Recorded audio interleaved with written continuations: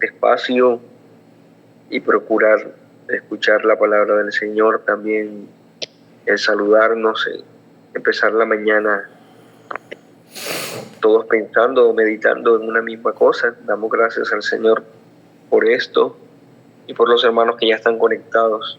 De antemano, pues, al ser hoy viernes, quiero animar a los hermanos a que los que deseen participar en este espacio, al finalizar de la reflexión que traiga nuestro hermano, el que puedan voluntariamente ofrecerse para la próxima semana.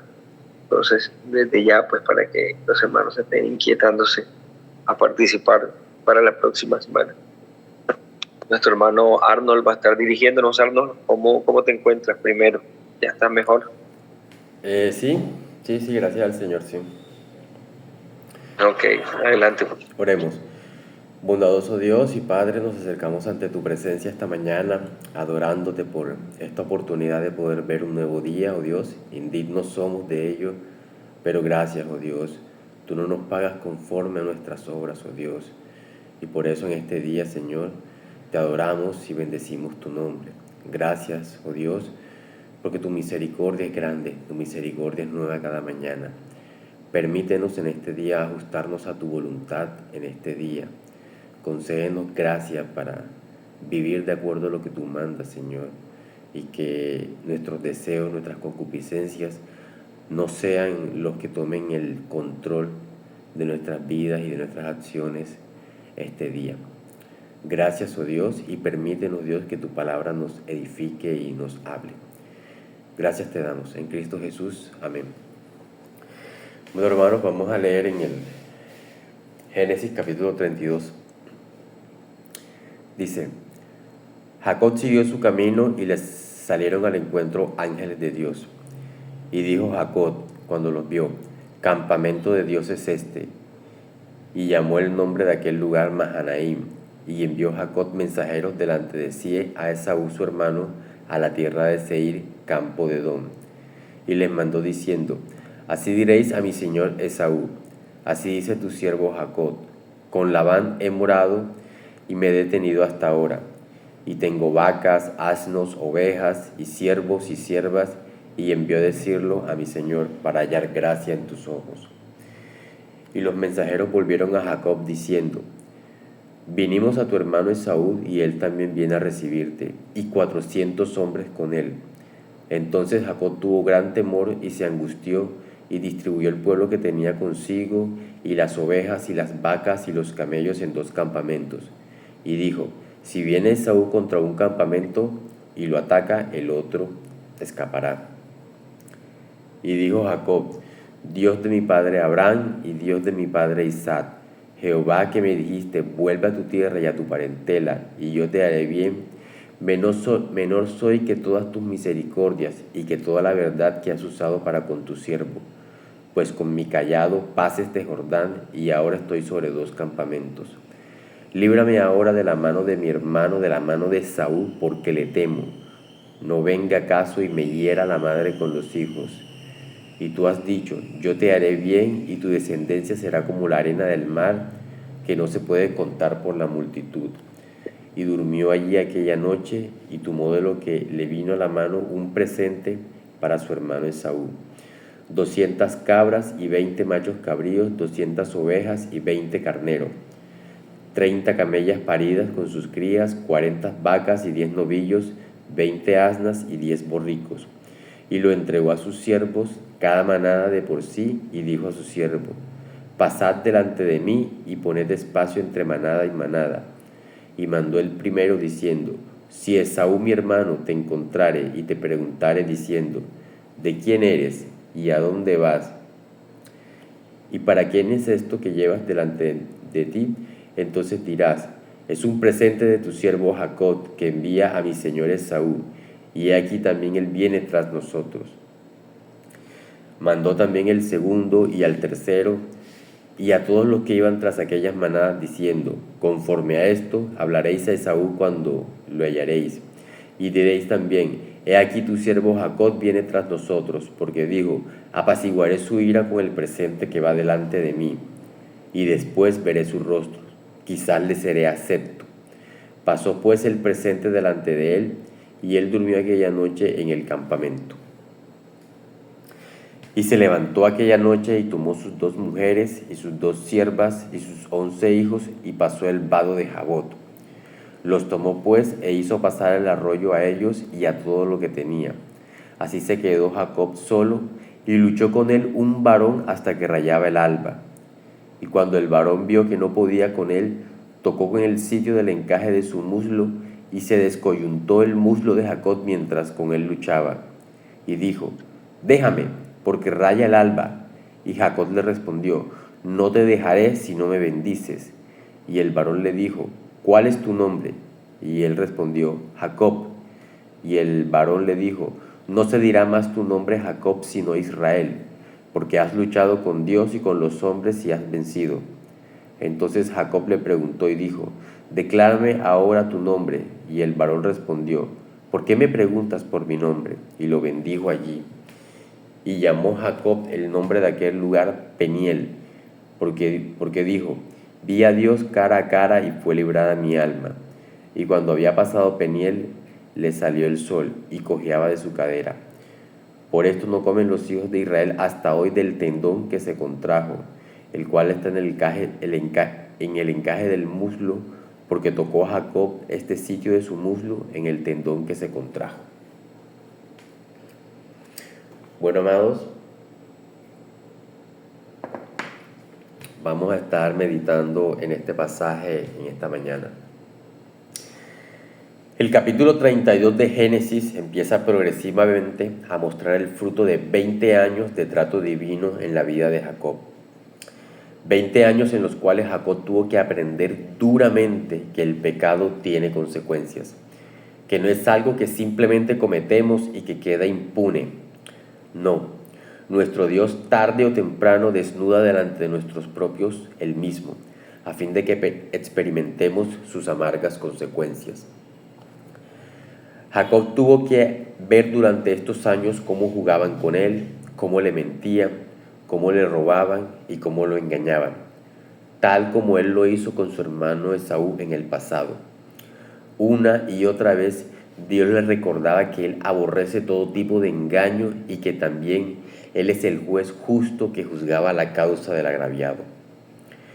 Aunque Dios desde antes que naciera lo amó por encima de Saúl y quiso darle continuidad al pacto ratificado con Abraham a través de él, lo cierto es que este hecho no le exoneraba de los efectos de su pecado y que no le fuese a dar un trato justo debido a este.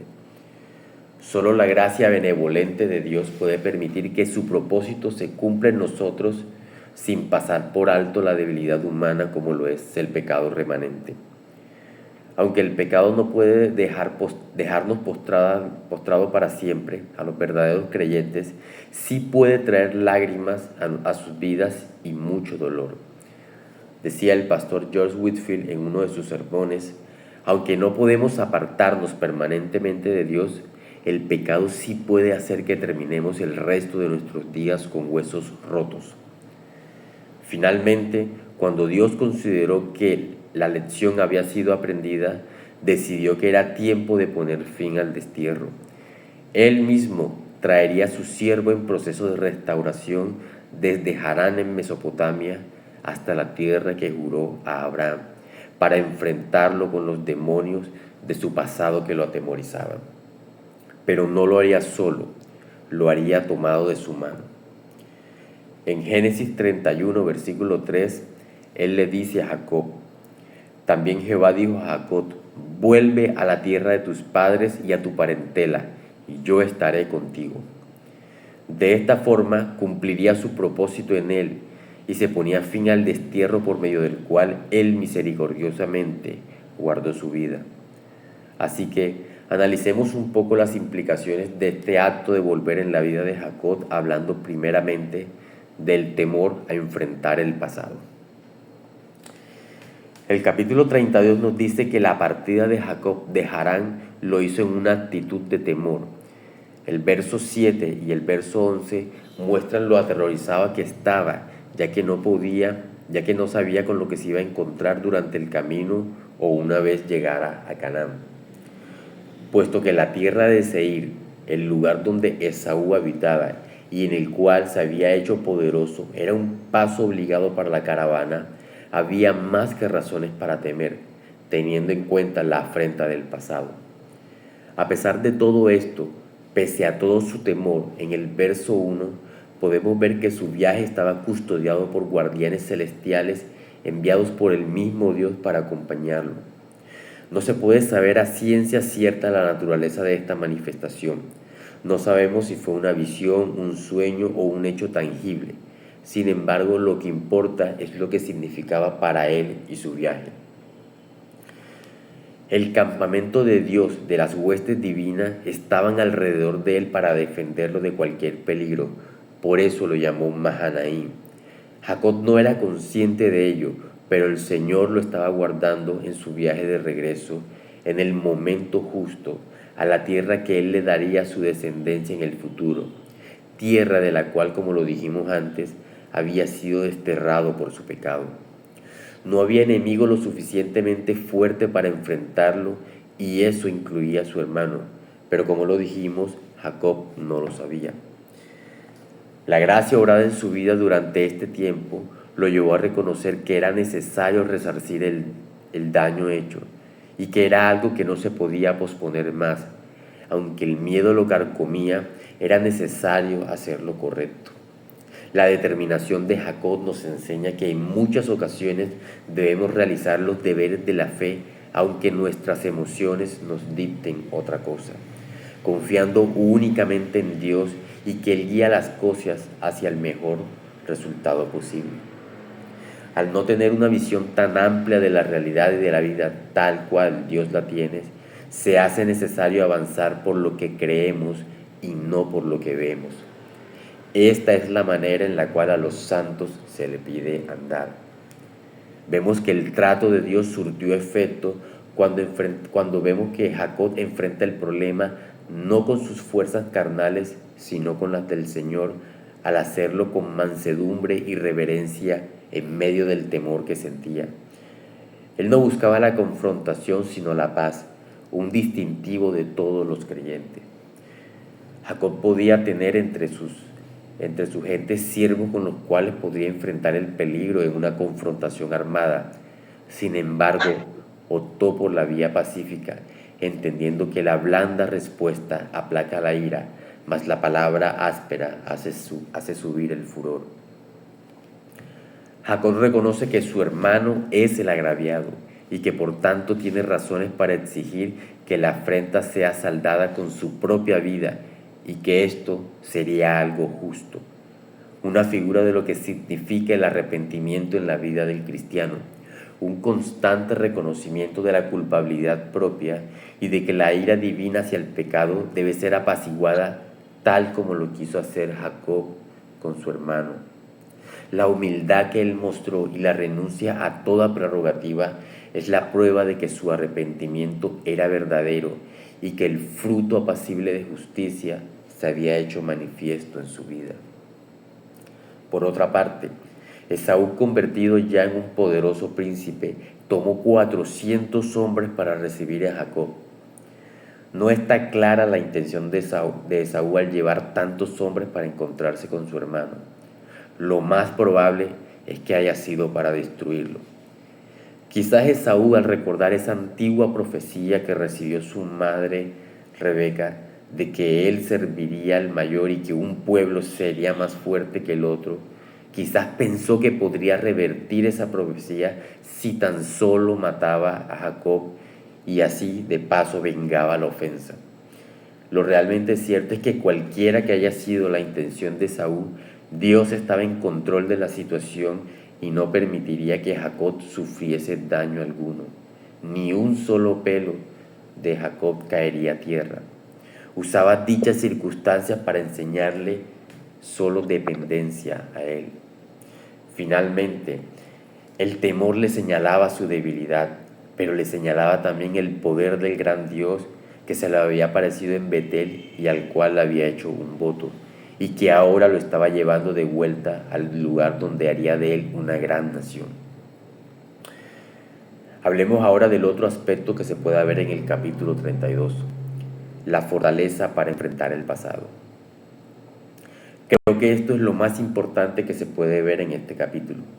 Aquí podemos ver un ejemplo perfecto de lo que tenemos que hacer cuando el temor invade nuestra vida. El temor es la respuesta de nuestra mente y de nuestros sentidos cuando creemos que las cosas dependen de nosotros y de nuestros recursos limitados. El temor se suele asociar con falta de fe y por ende con pecado.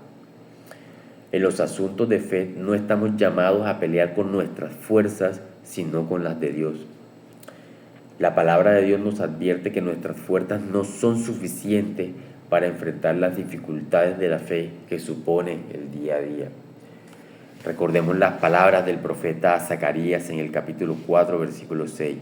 No con ejército, ni con fuerza, sino con mi espíritu, ha dicho Jehová de los ejércitos. A pesar de que en muchas ocasiones Jacob fue vencido por el temor y empleó estrategias humanas para mitigar el peligro, como dividir los campamentos junto con las personas, no obstante, hizo lo correcto al finalmente acudir a Dios en oración. Contrario a lo que el mundo podría pensar, las aflicciones son la forma en cómo Dios amorosamente nos invita a entrar en su presencia y a presentar nuestras súplicas. ¿Está alguno afligido? Pregunta el escritor de la carta a Santiago, para decirnos que lo que debemos hacer en ese momento es orar.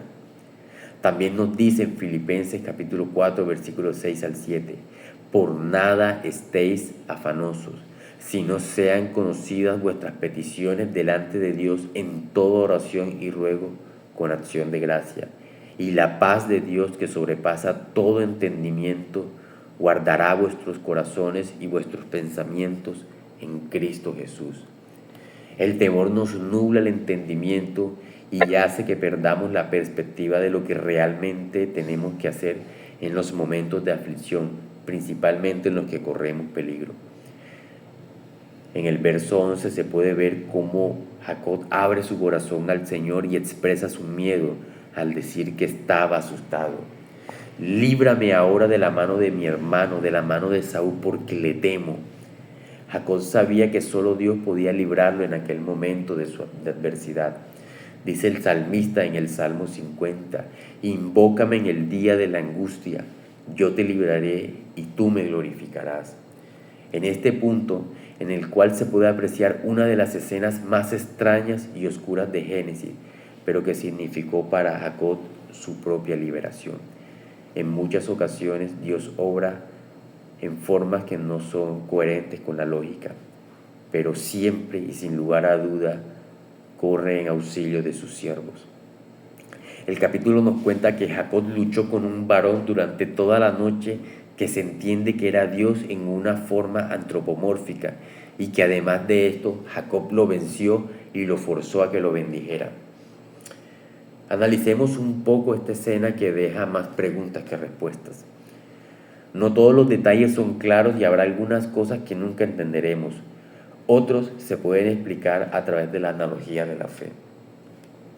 Primero, no es posible que un hombre pueda luchar físicamente con Dios y salga vencedor. El pasaje está apelando a la lucha constante a través de la oración, es decir, a la persistencia y constancia del cristiano en su vida de oración invocando el socorro divino. Tal como la viuda y el juez injusto, tarde o temprano el juez injusto hará justicia. Aunque no es una metáfora lo que se narra en el relato de Génesis, ya que es un texto que está escrito en prosa, se debe entender de esta manera. Segundo, no es posible forzar a Dios a que bendiga. Todas las veces que Dios lo hace en razón de su misericordia y nunca por obligación o compromiso con las criaturas. Tercero, el varón misterioso del cual no se sabe nada podría tipificar una sombra de la venida de Cristo, de su encarnación como libertador en su manifestación como Dios y hombre al mismo tiempo.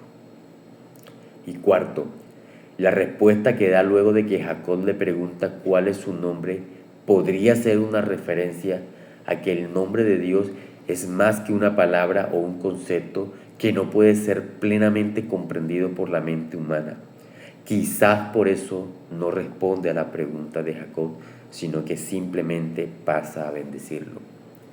Sea cual sea ciencia cierta lo que significa esta escena, podemos resaltar lo que aparece al final del capítulo. A partir de este momento, su nombre no fue más Jacob, el que suplanta o el que toma por el talón, sino Israel, el que lucha con Dios.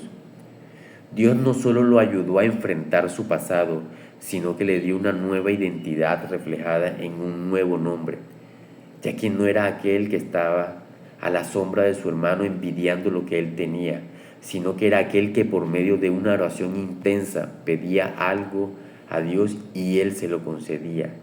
Es lo que siempre tuvo que hacer en lugar de optar por el engaño y la envidia. Él debía presentar sus peticiones a Dios y esperar pacientemente en su voluntad. Es exactamente un tipo de lo que vemos en el Evangelio. A los creyentes se les ha dado un nuevo nombre que ya no es asociado a su vida anterior de pecado, sino a su nueva identidad en Cristo. A partir de aquí se puede hablar de una restauración en la vida de Jacob. Su pasado ya no sería recordado más en su contra, sino como lo que Dios utilizó para hacer su obra en él. Ahora hablamos de Israel no como el usurpador, sino como el padre de las 12 tribus de Israel, y así sería recordado por siempre. Y finalmente, el hecho de que su muslo haya sido descoyuntado como parte de la bendición que se le otorgó, nos recuerda que una gran debilidad puede ser la manera en cómo Dios nos bendice, recordándonos que esa debilidad es la que nos obliga a depender del Señor en todo momento. El hecho de que el Señor haya descoyuntado el muslo de Jacob lo inhabilitó para una posible confrontación con Esaú y lo obligó a depender de él. Y esa fue la bendición que se le otorgó a Jacob en ese momento. Gracias a Dios por medio de que por dicha debilidad por la cual tenemos en nuestra vida podemos mirar al cielo esperando la liberación de Dios. Nos recuerda una y otra vez las palabras dichas a Pablo: bástate mi gracia, porque mi poder se perfecciona en la debilidad. A modo de conclusión, este capítulo es solo una muestra de todo lo que Dios puede hacer a pesar de nuestros temores, debilidades y pecado. Es una muestra de lo que el amoroso Dios puede hacer para rescatarnos de las garras de nuestro pecado en formas que solamente Él puede entender.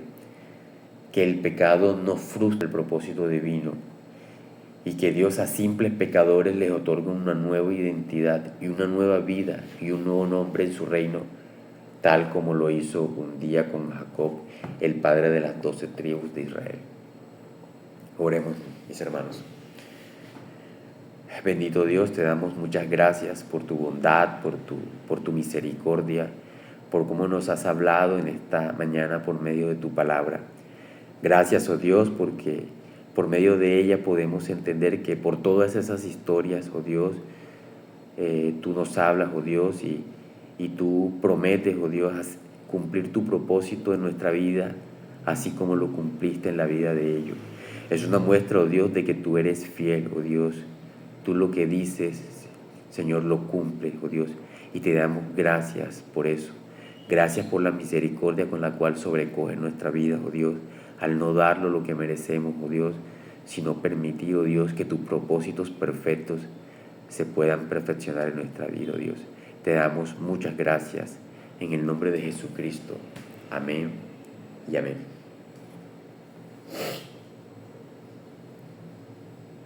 Muchas gracias, Arnold, por la reflexión. Qué maravilloso es el trato de Dios con sus hijos. En definitiva, el Señor no solamente cambia nuestra vida, sino que incluso nos hace tener un encuentro con nuestro pasado, como lo explicabas muy bien. De verdad que es digno de recordar que todo lo que nosotros podemos ser el día de hoy ha sido producto del trato divino, aún los momentos dolorosos, como también hace parte de esta historia. Muchas gracias, Arnold.